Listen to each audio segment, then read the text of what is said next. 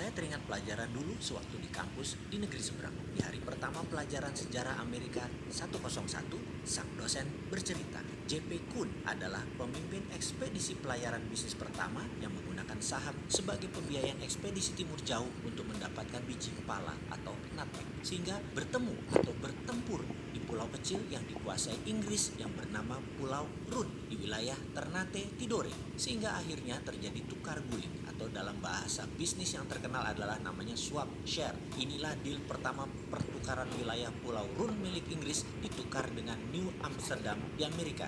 New Amsterdam di pulau itu kemudian hari dikenal dengan nama barunya hingga sekarang dengan nama New York. Jadi kalau tidak ada Pulau Run penghasil biji pala, maka New York dan New Frontier Inggris bernama Amerika tidak akan pernah seperti sekarang ini. Kembali ke kapitalisme modern. Perjalanan Jan Peter Sun Kuhn itu memerlukan biaya sangat besar. Karena itu dibuatkanlah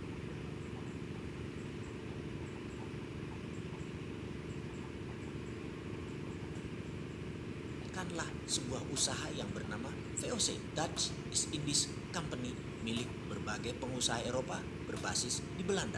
Mengapa multi owners? Karena semakin banyak yang store saham, semakin kecil risiko yang ditanggung dalam perjalanan yang berbiaya sangat besar tersebut. Inilah asal muasal awal kapitalisme modern, yaitu modal bersama, urun dana di bursa keuangan. Maaf, ini juga yang jadi alasan Santara lahir, berdasar dua pengalaman sejarah, Colleganza Venezia dan VOC-nya Belanda. VOC adalah perusahaan pertama di dunia yang menjual stok atau sahamnya agar bisa dimiliki banyak pemodal secara masif. Karena itu mereka terdiri dari pemilik 17 pemegang saham besar. Beda dengan Colleganza, pemegangnya orang kecil. Oke, nanti kita jelaskan lengkap di chapter khusus untuk Colleganza Venezia ini. VOC juga perusahaan pertama di dunia yang sahamnya dimiliki oleh multi international owners, ditambah dengan 21 tahun pemberian hak kelola spice, rempah, menjadikan VOC adalah perusahaan mega korporasi pertama di dunia. Hak yang utamanya adalah mengeksploitasi rempah Nusantara. VOC menjadi model pertama di dunia atas mega korporasi yang merubah dunia bisnis, dunia finansial, dunia saham, bursa efek, dunia sosiopolitik ekonomi, military political diplomasi, maritime exploration, dan penjajahan ekonomi oleh perusahaan global. Sengaja saya menuliskan panjang sejarah VOC ini agar bisa mengingatkan dari sejak awal Indos Nesos ini berdiri. Negara kepulauan terbesar di dunia ini adalah ditakdirkan sebagai global player. Banyak peristiwa besar yang membuat dunia seperti sekarang ini dilahirkan dan besar karena Indonesia. Juga mengingatkan bahwa Indonesia itu dijajah oleh VOC loh ya, dieksploitir secara ekonomi sumber daya alamnya. Kekuatan militer Hindia Belanda di setiap wilayah VOC yang membayar overheadnya bukan pemerintah kerajaan Belanda, tetapi swasta, yaitu VOC itu sendiri. Korporasi membayar power itu biasa, lalu yang dibayar tadi juga tahu diri, yaitu agar langgeng VOC di negara jajahan sumber daya alam dan manusianya sampai habis, maka wilayah itu dilindungi dengan ketat oleh tentara. Samalah dengan Tiongkok, negaranya melindungi bisnisnya di negara lain. Pemerintah Amerika melindungi swastanya di Timur Tengah dan di seluruh dunia dengan 800 pangkalan,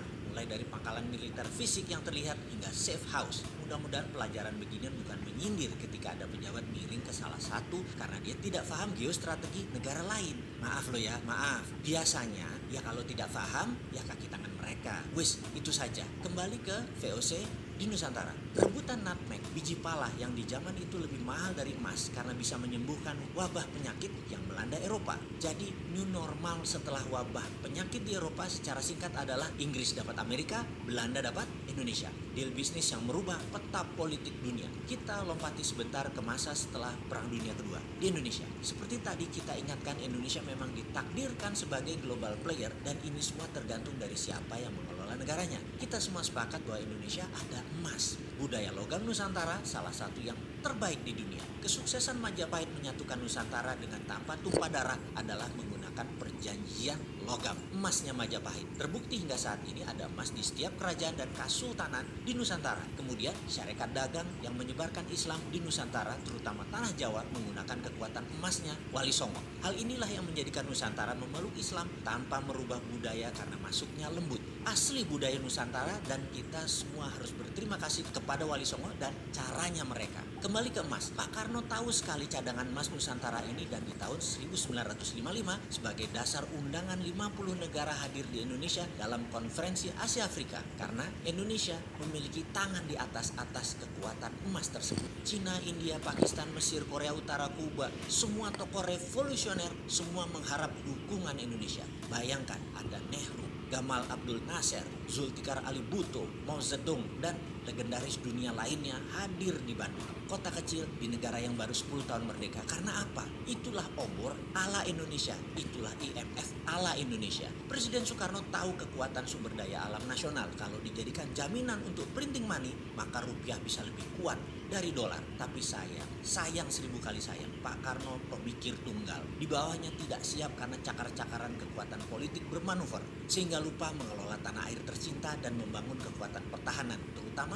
intelijen. Sungguh, membangun kekuatan politik dunia tanpa membangun kekuatan shadow, kita menjadi rapuh. Ketika CIA bergerak, kita tidak antisipasi. Langkah Soekarno adalah ancaman terhadap dolar. Dan terbukti 10 tahun kemudian CIA berhasil melakukan operasi clandestine menggulingkan Soekarno. Pak Karno menjadi sejarah. Kembali kita ulangi sekali lagi. Sepakat ya, Indonesia ini ditakdirkan memang untuk jadi global player. Kedepan kita harus perbaiki strategi bernegara dalam geostrategi antar negaranya. Inilah kekuatan yang harusnya saat ini diambil alih oleh pemerintah di saat gajah Cina Amerika bersih tegak. Sekarang dunia bergeser lagi peta politik dunia dengan adanya Thucydides trap antara Cina dan Amerika. Benar deh, kita tidak boleh terjebak obor Cina dan strategi keuangan ala IMF-nya Amerika. Kita harus bermain cantik di antara dua kekuatan. Sekedar mengingat, jangan miring ke Amerika, jangan miring ke Cina. Gunakan hati ke depannya di dalam berbangsa dan bernegara. Sungguh, gunakan lebih dari satu hati di dalam mengelola negara. Hati-hati.